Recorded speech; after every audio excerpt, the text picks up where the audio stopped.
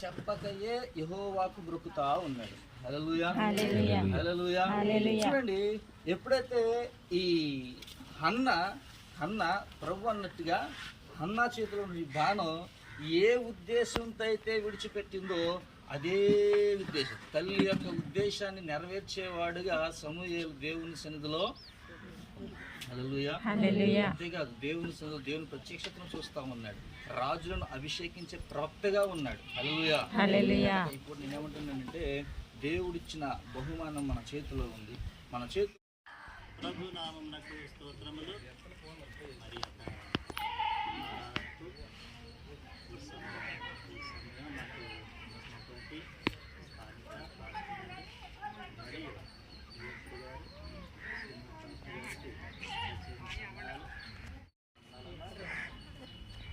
మరి నేను ఒకటి ఏమనుకున్నానంటే సమయం మరి నా బిడ్డ దేవుడు నాకు ఇచ్చిన నా బిడ్డ పాలన గురించి ఎన్నో విషయాలు చెప్పుదామని వచ్చాను. కానీ సమయం 1 గంట అయిపోయింది. కాబట్టి నేను మరి ఒక మాట మరి రాష్ట్రంలో చెప్పిన విధంగా విజ్ఞాపన చేసిన విధంగా మరి పాలన బిడ్డ మా యొక్క చింతని దేవుడు ఆశ్రయించాడు.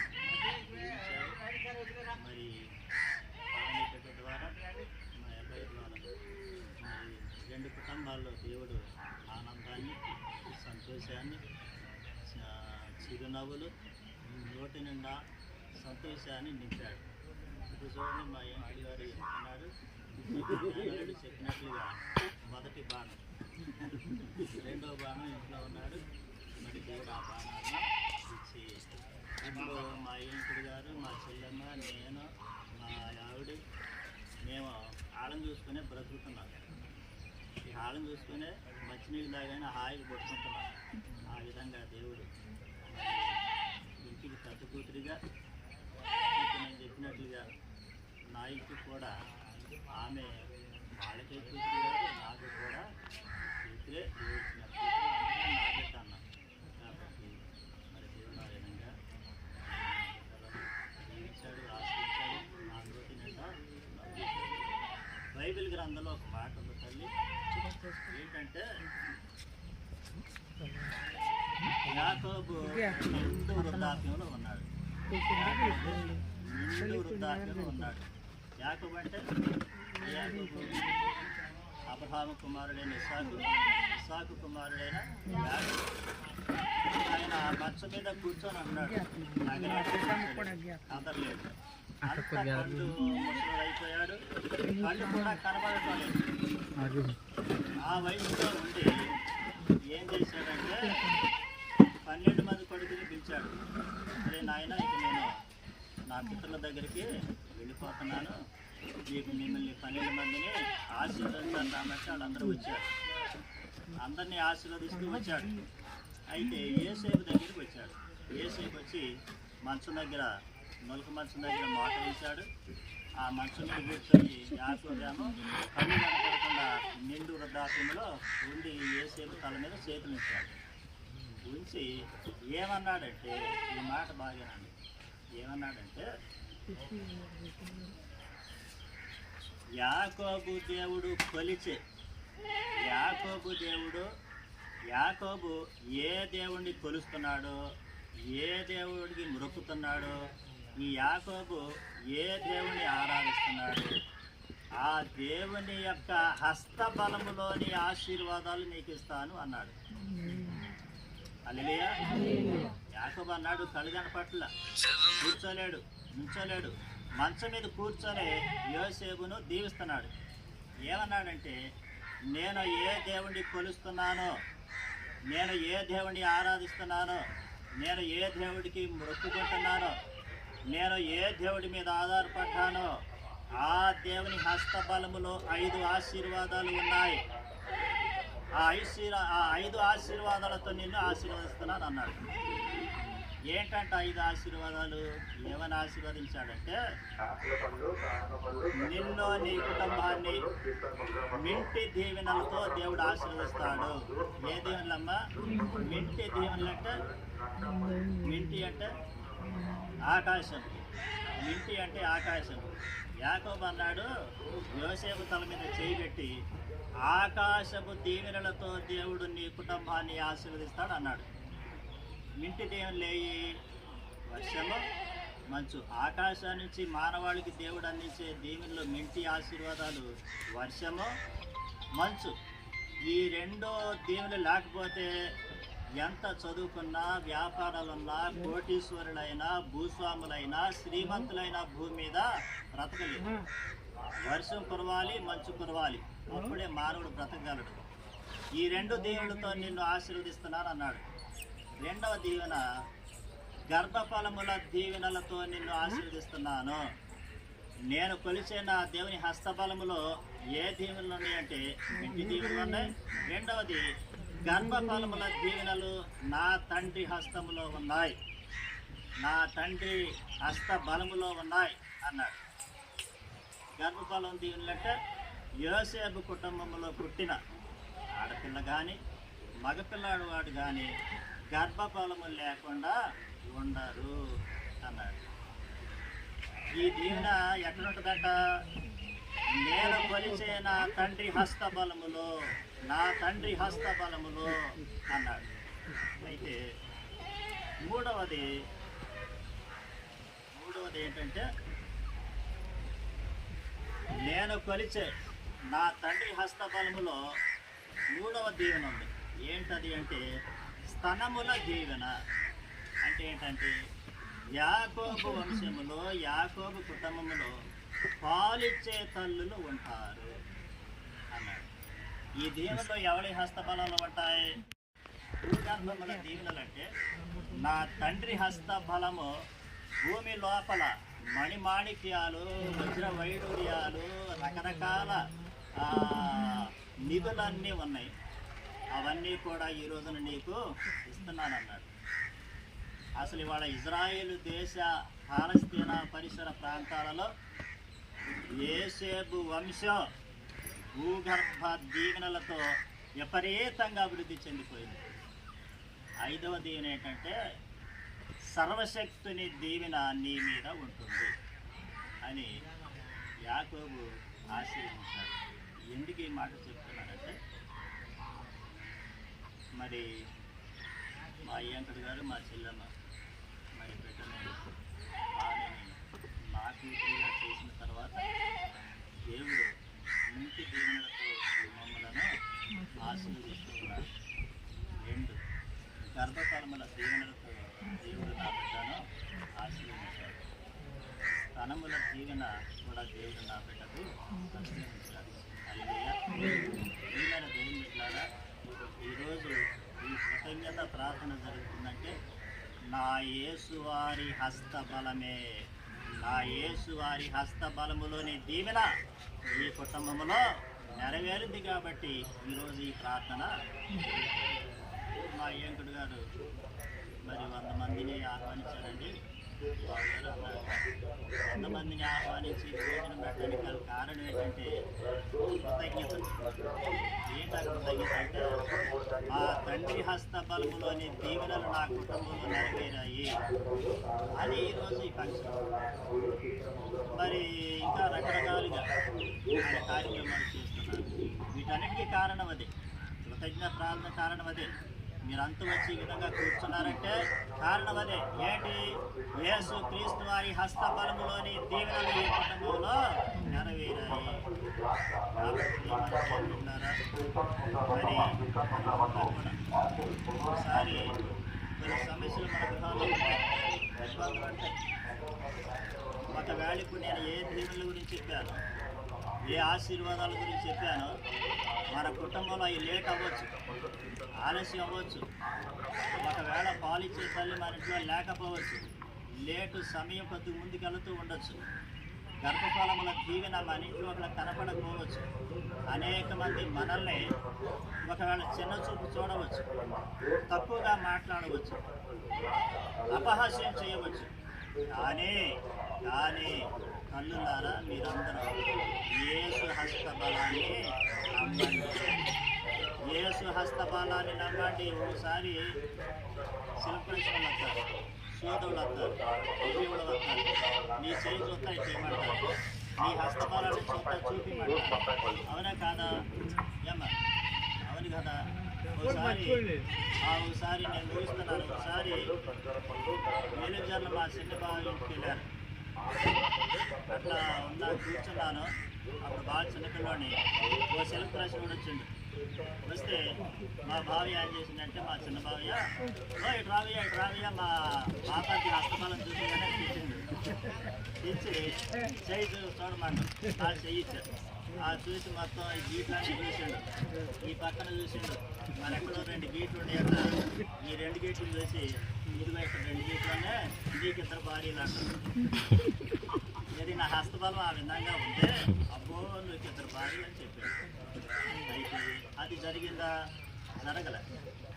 ఇక్కడ నేను ఎందుకు చెప్తున్నానంటే, మన హస్తబలం కాదు, యేసు హస్తబలంలోనే సకల ఆశీర్వాదాలు ఉన్నాయి.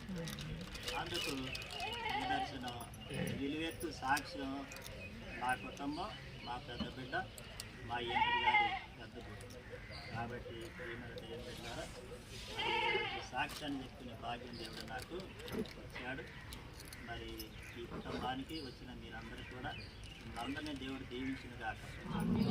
మీ కుటుంబాలలో దేవుడు తన హస్తబల కార్యాలను నెరవేర్చును గాక.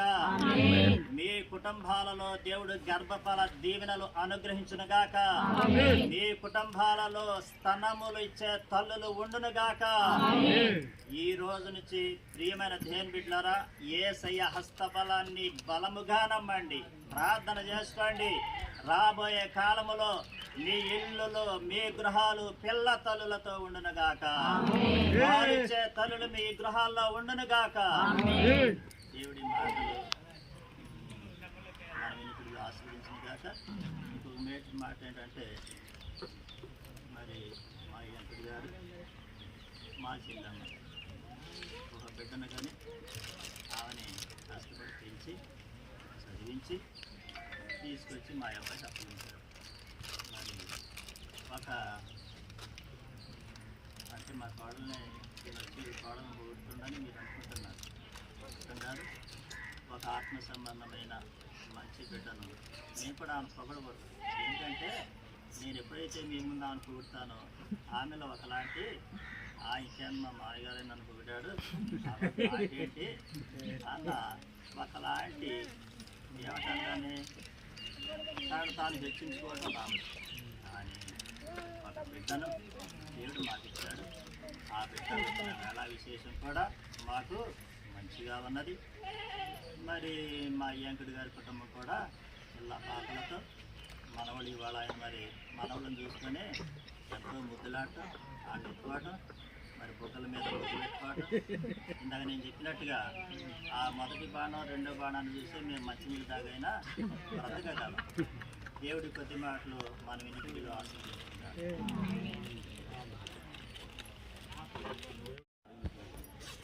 ఇక్కడ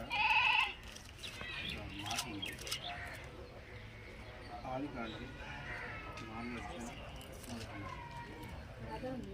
తన భార్య అయిన అవ్వలు కూడినప్పుడు ఆమె గర్భవతి అయి కయీనుని కని యెహోవా దయ వలన ఒక మనుషుల్ని సంపాదించుకున్నాడు.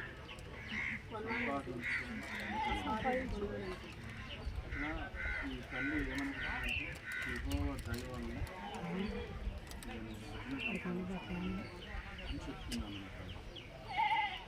ఈరోజు మరి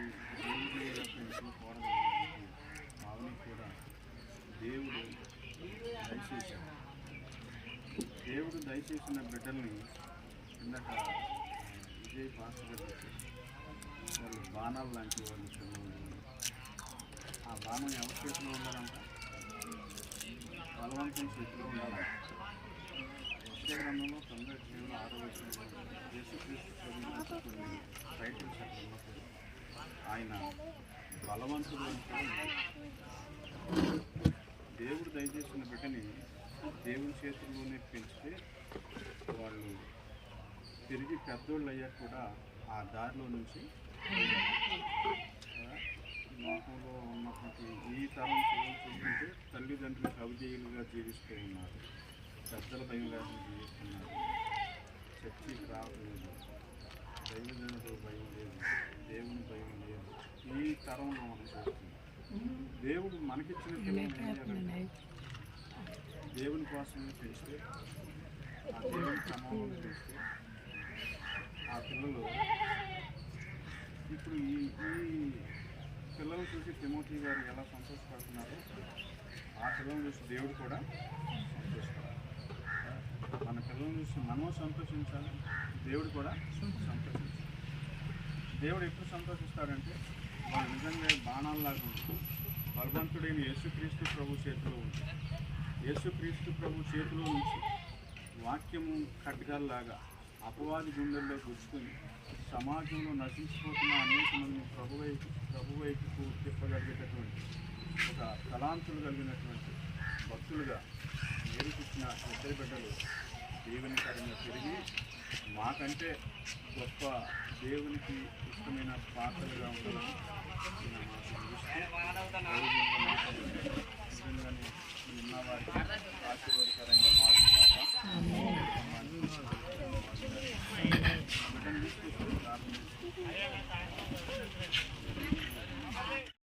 దేవాలయంలోనికి తీసుకొచ్చినప్పుడు అతడు తన చేతుల్లో ఆయన్ని ఎత్తుకొని దేవుణ్ణి స్తుతించుచు ఇట్లా నేను ఈ వాక్యంలో ఉన్న ఒక ముఖ్యమైనటువంటి మాట ఏంటంటే యేసు ప్రభు వారు ఒక మానవ రూపంలో పుట్టినప్పుడు చిన్న బిడ్డగా ఉన్నప్పుడు దేవాలయంలోకి తీసుకొచ్చినప్పుడు అక్కడ దేవుడు ఏర్పాటు చేసుకున్నటువంటి దైవ జనుల చేతుల్లో పెట్టారు.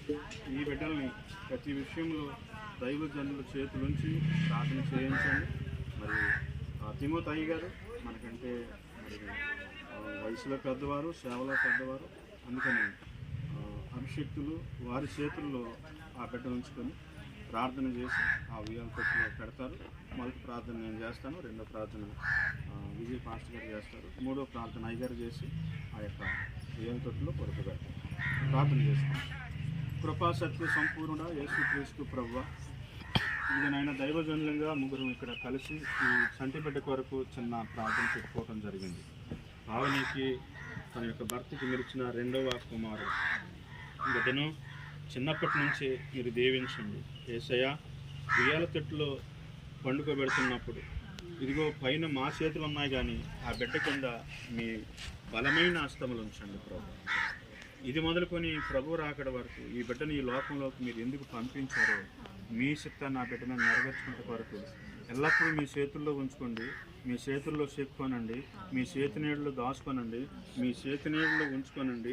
ప్రభు బలమైనటువంటి మీకు మహిమ తెచ్చి కుమారుడిగా ఈ కుమారుని ఆశీర్వదించి ఈ నూతనమైన ఉయ్యాల తొట్టులో పడుకోబెడుతుండగా మీ కనుదృష్టి, మీ కాపుదల, మీ భద్రత, మీ కరుణ, దయ, జాలి, ప్రేమ, ఆశీర్వాదం ఆ బిడ్డ మీద ఉంచి వారి కుటుంబం మీద ఉంచి ఆయన సత్యనారాయణ కుటుంబాన్ని, వారి బిడ్డల్ని అందరినీ ఇరువైపులా తిమోతి గారి కుటుంబీకుల్ని, చేరువచ్చిన బంధువులందరినీ, సంఘస్థులందరినీ దీవించి ఆశీర్వదించమని బిడ్డను మీ ఉయ్యాల్లో కాదు మీ హస్తాల్లో పెడుతూ యేసునామములో ప్రార్థన చేసి వేడుకుంటున్నాం తండ్రి. స్తోత్రం స్తోత్రం. మహోన్నతుడా, ప్రేమ కలిగిన మా తండ్రి మీకు వందనాలు చెల్లిస్తున్నాము అయ్యా. ఈ ఉదయకాల సమయంలో నా ప్రభావ ఇక తండ్రి మీ ప్రియ దాసుల గ్రహంలో చేరి అయ్యా మీ నామాన్ని బట్టి స్తుతిస్తూ ఉన్నాం నాయన. అయ్యా మీరు వాగ్దానం చేశారు, ఇద్దరు ముగ్గురు నా నామమును ఎక్కడ కూడి ఉంటారో వారి మధ్య నేను ఉంటానని మాట్లాడిన దేవుడవు. నిశ్చయంగా నా తండ్రి మా మధ్యన మీరు ఉన్నందుకు స్తోత్రాలు చెల్లిస్తూ ఉన్నాను అయ్యా. మీరు మా మధ్య సంచరిస్తున్నందుకు స్తుతులు చెల్లిస్తూ ఉన్నాము నాయన. ఇక ప్రత్యేకంగా నా ప్రభా ఇదిగో నా తండ్రి అయ్యా చింటూను పావును ప్రేమించినటువంటి బిడ్డలను బట్టి స్తుతులు చెల్లిస్తూ ఉన్నాను. ఇదిగో చిన్న బిడ్డ కొరకు ప్రార్థన ప్రత్యేకంగా చేస్తున్నాను ప్రభా. అయ్యా బిడ్డను మీ చేతులకు అప్పగిస్తూ ఉన్నాము నాయన. ఇదిగో నా తండ్రి నా ప్రభా, ఇదిగో తండ్రి ఈ పూట నా ప్రభా ఉయ్యాలలో వేస్తూ ఉండగా నా తండ్రి అయ్యా మీ కనుదృష్టి ఉంచండి తండ్రి, మీ స్తోత్రాలు అయ్యా. మీ కనికిరం బిడ్డపై ఉంచమని ప్రార్థన చేస్తూ ఉన్నాను ప్రభా. అయ్యా ఇది మొదలు కొన్ని బ్రతుకు దినములన్నిట నా తండ్రి అయ్యా మీ కృప కలిగినటువంటి హస్తముల క్రింద నా ప్రభా బిడ్డకు క్షేమమును ఆరోగ్యమును ఆశీర్వాదమును దయచేయమని ప్రార్థన చేస్తూ ఉన్నాను ప్రభా. అయ్యా ఇది మొదలుకొని చిన్న బిడ్డ నా ప్రభా ఇక తండ్రి పెద్దల దయందును మీ దయందును వర్ధిల్లడానికి కృప చూపమని ప్రార్థన చేస్తూ ఉన్నాను. సహాయం దయచేయండి. బిడ్డలు ఆశీర్వాదకరంగా మార్చండి, దీవెనకరంగా మార్చండి, అనేకులు గుర్తించదగిన బిడ్డలుగా మార్చండి ప్రభా. అనేకుల ఆశీర్వాదానికి కారకులుగా బిడ్డలను స్థిరపరచమని ప్రార్థన చేస్తూ ఉన్నాను. కృప చూపమని ప్రార్థిస్తూ యేసు నామమును బట్టి అడిగి వేడుకొనుచున్నాం పరమ తండ్రి. మరి ఈ సమయంలో రండి.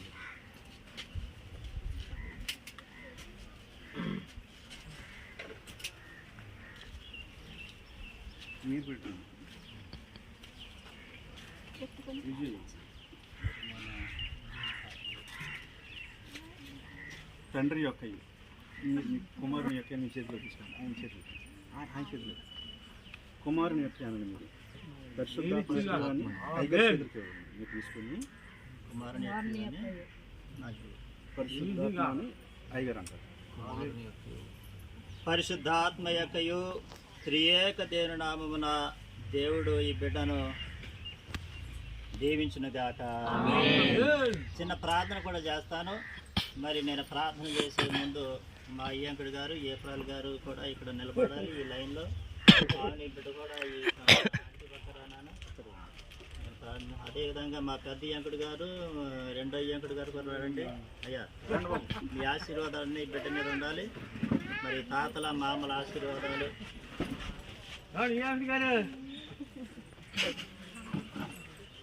మా యొక్క ముగ్గురు ఉన్నారు.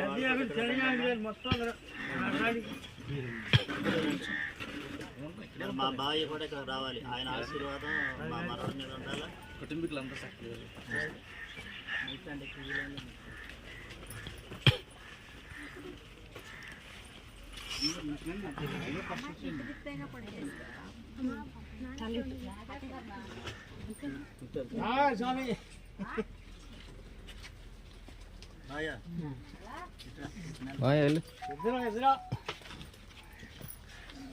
ప్రార్థన చేసుకుందాం. చిన్న ప్రార్థన. స్తోత్రం స్తోత్రం స్తోత్రం స్తోత్రం. పరిశుద్ధుడా పరిశుద్ధుడా మహోన్నతుడా దయగలిగిన తండ్రి, పూజార్హుడవు, పూజనీయుడవు, ఆరాధనకు యోగ్యుడవు, ఆరాధ్యనీయుడవు, స్తుతులకు పాత్రుడవు, స్తోత్రార్హుడవైన మా తండ్రి, ఈ విశ్వమంతటికి మహారాజు అయిన మా తండ్రి, ఈ విశ్వమంతటికి మహాయాజకుడవైన మా తండ్రి, ఈ విశ్వమంతటిని ఏలువాడవైన మా తండ్రి, ఈ మధ్యాహ్న సమయంలో మీ ఘనమైన నామమునకు, ఉన్నతమైన నామమునకు, శక్తి కలిగిన నామమునకు, సర్వోన్నతమైన నామమునకు కృతజ్ఞతాస్తుతులు అర్పిస్తున్నాము తండ్రి. ఇదిగో నాయన ఈ శుభ సమయంలో ప్రభా నా పెద్ద కుమారుడు దాంపత్య జీవితాన్ని ఆశీర్వదించి మీ హస్తబలములోని ఆశీర్వాదాలతో నాయన నా బిడ్డలు నింపినందుకు స్తోత్రాలు. ఇదిగో నాయన పెద్ద బిడ్డ నాయన పెద్ద బిడ్డనిచ్చావు తండ్రి, మీకు స్తోత్రాలు. ఇదిగో నాయన మరలా రెండవ కుమారుని ఇచ్చినందుకు స్తోత్రాలు ప్రభా. ఇదిగో నాయన దీనుడనైనా నన్ను, ఎన్నిక లేనినైనా నన్ను అయా నా వంశాన్ని పొడిగించడానికి మీరు నాయన అయా నిర్ణయించిన నిర్ణయాన్ని బట్టి స్తోత్రాలు ప్రభా. నా సంతానాన్ని ప్రభా మీరు పొడిగిస్తున్నందుకు స్తోత్రాలు నాయన. మహాదేవుడవు తండ్రి, అయా మీరు తప్ప ఈ లోకంలో ఇంకొక దేవుడు లేడు తండ్రి. సకల ఆశీర్వాదములకు కర్తవైన దేవుడవు తండ్రి. అయా మీ హస్తబలములోని ఆశీర్వాదాలతో నా కుటుంబాన్ని, ఎంకుడు గారి కుటుంబాన్ని దీవించినందుకు స్తోత్రాలండి. ఇదిగో నాయన ఈ బిడ్డను ఆశీర్వదించండి, అభిషేకించండి, ప్రతిష్ఠించండి. అయా ఈ బిడ్డ జీవిత కాలం అంతా కూడా మీ అభిషేకాన్ని బిడ్డ మీద ఉంచండి నాయన. ఇదిగో నాయన యోసేపు వలె యోగ్యుడిగా, శ్రేష్ఠుడిగా, ప్రార్థనాపరుడిగా, బలవంతుడిగా, శక్తిమంతుడిగా, జ్ఞానవంతుడిగా, వివేకవంతుడిగా, పరిశుద్ధుడిగా అయా నా బిడ్డ వర్ధిల్లాలి తండ్రి.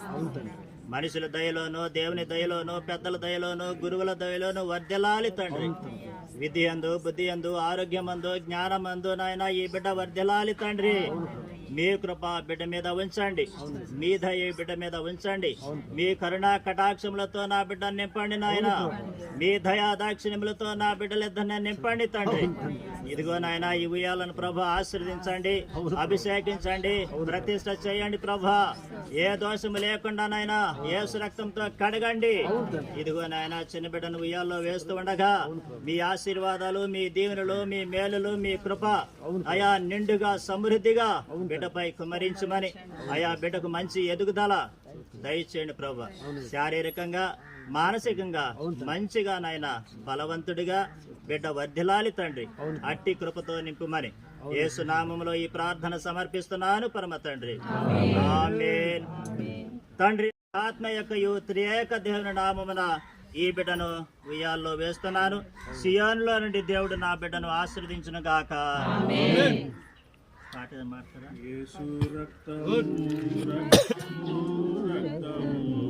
చెప్తున్నాము.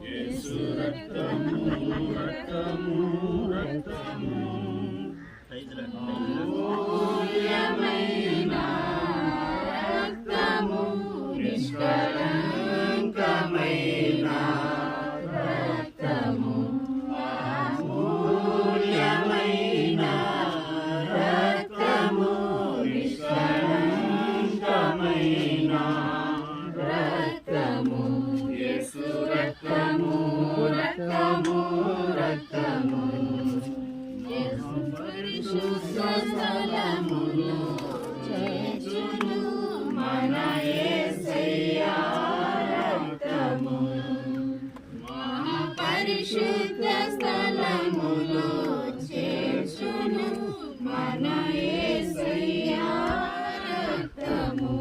మన ప్రధాన యాజకుడు మనకంటే ముందుగా వెళ్ళెను. మన ప్రధాన యాజకుడు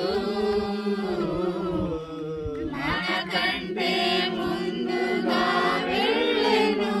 యేసు రక్తము రక్తము రక్తము, యేసు రక్తము రక్తము రక్తము. హల్లెలూయా.